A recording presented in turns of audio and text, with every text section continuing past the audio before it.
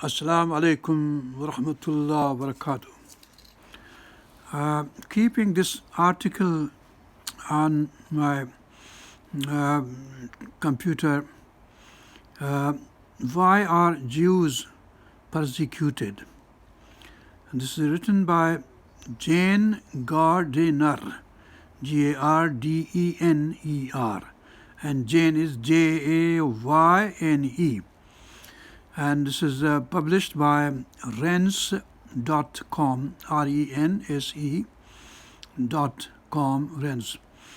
And this is a very good article to hang my thoughts on, and I'm going to read it partially, and I'm going to give you perhaps more information that is not available in this article, inshallah. So what's going on here? He says, I'll just read.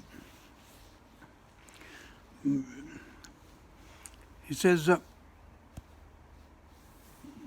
the article goes on to say, I always used to wonder what it was about Jews that made people throughout history despise them.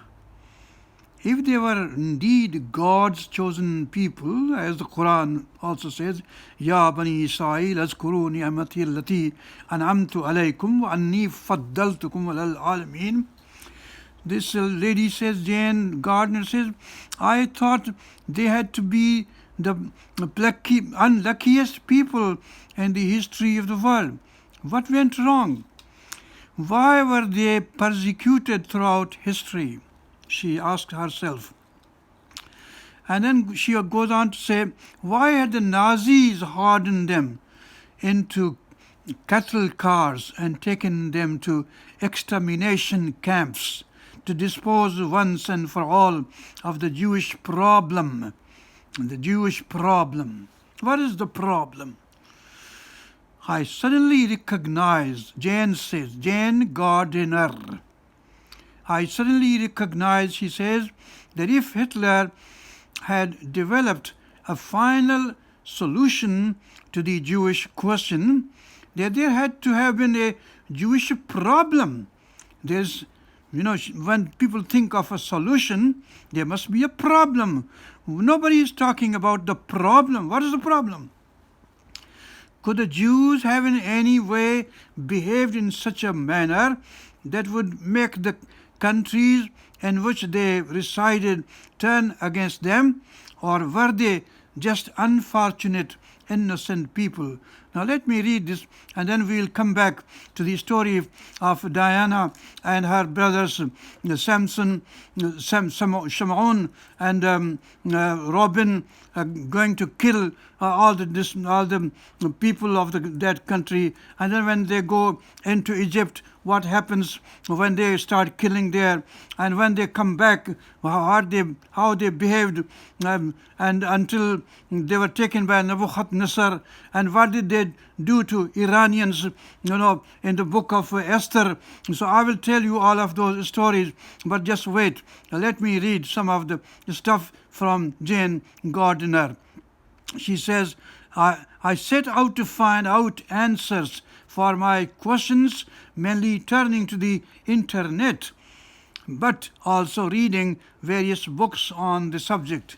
What I found became increasingly disturbing to me, she says, to her, she being herself one of them.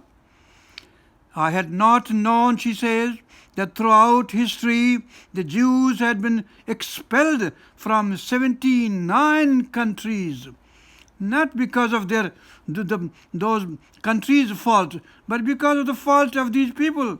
They were always Ghaddar, they always acted against them. That's why this is my explanation, but I will let you know later on. I had not known that throughout history, she says, the Jews had been expelled from 79 countries, some countries more than once. I had not known that many of the claims they made about the Holocaust that I had believed unquestioningly for so long were in fact fraudulent. She says they were fraudulent and they don't allow you to talk about them. If you say anything against these things, they put you in jail. If you make a PhD doctorate thesis, they finish it off. They put the author in the prison. This is what they do. The books, she says, I had read and the movies I had seen about the Holocaust and wept over were nothing but thinly veiled attempts to garner unwavering sympathy for the state of Israel and an excuse to extort billions of dollars from Germany and $1.25 billion from the Swiss banks. She says, I discovered that a book I had read many times as a teenager and cried about, Jayne Frank's diary, had been at least partially written by someone other than Anne Frank. No Anne Frank. I learned that the confessions at the Nuremberg trials and the executions of so many German war criminals were extracted under torture, and the defendants were being tried, judged, and condemned by their very accusers. And I also learned, she says, about the false flag operations, especially the Livon affair and the tragedy of the USS Liberty, an American ship that was attacked by the Israelis during the 1967 war. 34 young American men were killed and many more wounded, she says. To add insult to injury, she says, the Israelis claimed that it was simply an unfortunate case of mistaken identity, something that survivors of the Liberty have always vehemently denied. They, however, were threatened with court-martial if they were ever to tell their stories.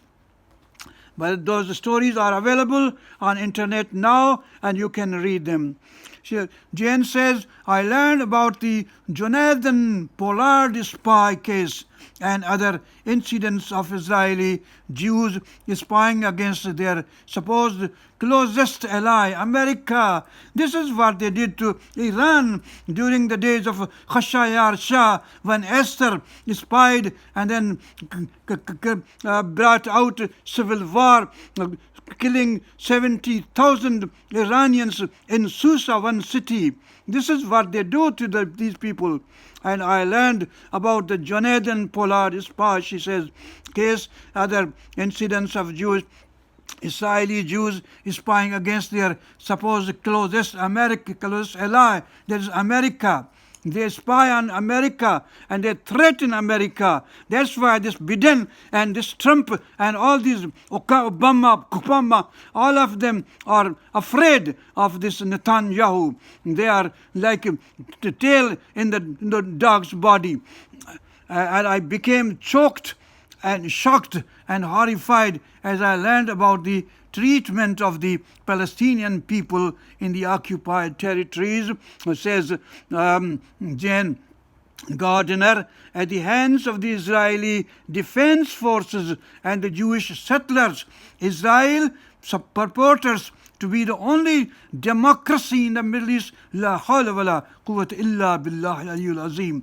The worst democracy in the whole world, if it is by any man a democracy, just like Modi's democracy in India and American democracy for black people in USA.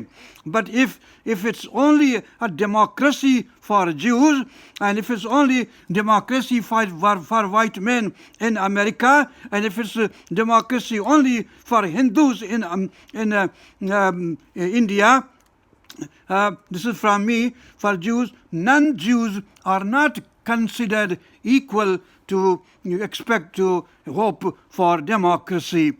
This is my word. And then Jayne says, I was saddened to see pictures of innocent Palestinian children turned beyond recognition or suffering from serious gunshot wounds after being targeted by the IDF for no other reason than that they are Palestinian.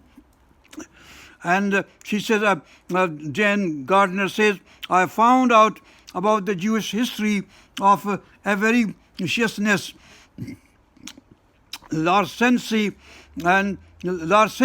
and lying, manipulation, and their questionable and usurious business practices. And she says, I learned about their roles in the radical homosexual movement, the radical feminist movement, the pornography industry, as well as their over-representation in the abortion industry. And she says, Jayne Gardner says, I discovered their role in organized crime, in the slave trade, in the civil rights movement, and in communism, an ideology that is responsible for the deaths of untold millions and the repression of many millions more. Now she says, goes on to say, I learned that it was the Jewish supremacists behind the war against Christianity and Christians. It is they who want God out of the pledge of allegiance and all symbols of Christianity removed from public life. And then she goes on to say, they have driven Christianity from the public schools despite Christianity being the majority religion. Remember, we used to say Anno Domini, and before Christ, BC, AD and BC. Now they have turned them into Common Era and Common Era and after Common Era, whatever. Before Common Era. They have driven Christianity from the public schools despite Christianity being the majority religion of all those religions areas. They have taken Christmas out of the public schools calendar despite the fact that it is a statutory holiday and is named Christmas. She says, I read about the anti-Gentilism and hatefulness of the Babylonian Talmud and their utter disrespect for and hostility towards Jesus Christ, the Virgin Mary, and Christianity and Christians in general. And she says, I learned about their chutzpah in claiming that Gentile lives were worth no more than the lives of barnyard animals, but that they are considered Jewish lives to be akin to God himself. It is okay to steal from a Gentile or to kill a Gentile, but Jewish lives are sacred. Gentile means Goim. Goim means nations, Qawm. I learned of their control of the majority of wealth, the media and academia, despite them making up less than 2% of the population, even lower in Canada. And Jayne Gardner says they are behind the ridiculous political correctness movements and hate crime legislation that was drafted so as to silence beyond who might figure out their agenda and attempt to shed light on it. And then she goes on to say, men like German Rudolf, David Irving, and many more previously recognized as great historians were arrested, charged with hate crimes, and incarcerated simply for having made academic inquiry into a specific period of history. Other so-called revisionists or Holocaust deniers have been intimidated, harassed, assaulted, and smeared simply for trying to get at the truth. And she says, Jayne Gardner says, I found out that the Jews are responsible for our wide open immigration policies that have created the nightmare we call multiculturalism, diversity, inclusiveness, and pluralism.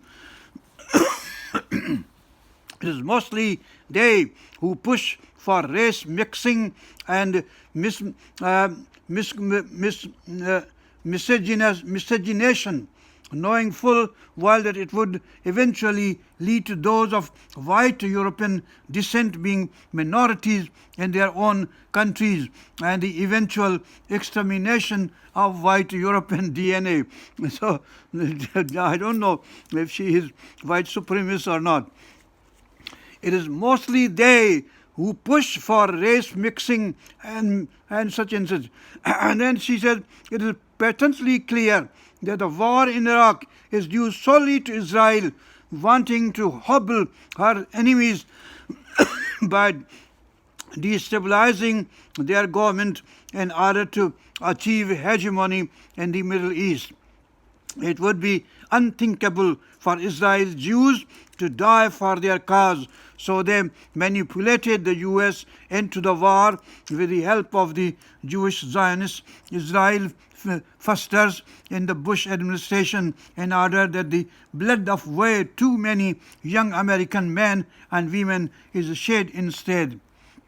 It is they who control the Middle Eastern foreign policy of the most powerful country in the world, the USA. It is they who control Congress, the Senate, and the puppet President George W. Bush at that time. Maybe she wrote when George W. Bush was there. After him, many Clintons and many Obamas and many turbans. What's his name? I forgot his name. And then the President Biden at the moment. And they have such control in movies and television that we are now subjected to endless programs and Hollywood movies that mock Christianity, Christian values, and degrade the traditional family. After sober reflection, she says, on what I had discovered about Jewish supremacy and Zionism, I had to abandon all my previously held notions as to the history of Jewish persecution. What I have trouble understanding is why they continue this behavior in whichever society they live, knowing that eventually they will overplay their hand and their perfidy will be exposed yet again. Has history taught them nothing? They have never learned anything.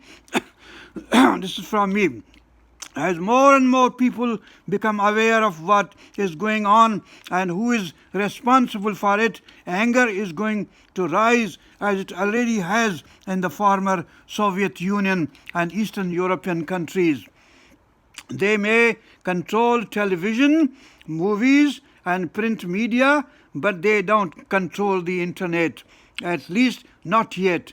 Blogs and websites devoted to outing the Jewish supremacists will ultimately be their downfall.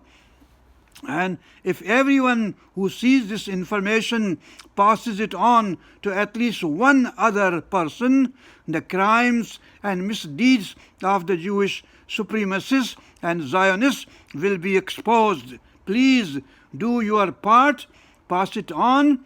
Our world, as we know it, is counting on you. Posted by Jayne Gardner. Now, I don't know the exact date, but during the days of Bush, who invaded Iraq, and they are, they don't know how to get out of Iraq. They don't know how to get off Iraq, and they are much in trouble. And inshallah, so this is the whole story of this Jayne Gardner's Why Are Jews Persecuted? It's been long enough now, and I will tell you some other time what happened in the Bible and what happened in the Bookof Esther and what happened to Jews during the days of Alexander, and how they went and destroyed Greece also, and how they destroyed Romans also, and how they were ungrateful to Muslims who brought them back to Palestine, and how they were ungrateful to Muslims when they, after Ayub Salahuddin Ayyubi, Muslims brought them back, and how they were ungrateful to the people, the Jewish people who lived in Spain with Muslims, and how they were ungrateful to all Muslim countries where they were protected and elevated and lived nice lives, but they are ungrateful and they will remain ungrateful up to the day of judgment. So, Assalamu alaikum wa rahmatullah wa barakatuh. May this help you understand the problem why Jews are so stubborn and ungrateful and killing Muslims and Palestinians. They think it's easy, but God will punish them, inshallah al-aminin, if they do not stop. So, Assalamu alaikum wa rahmatullah wa barakatuh.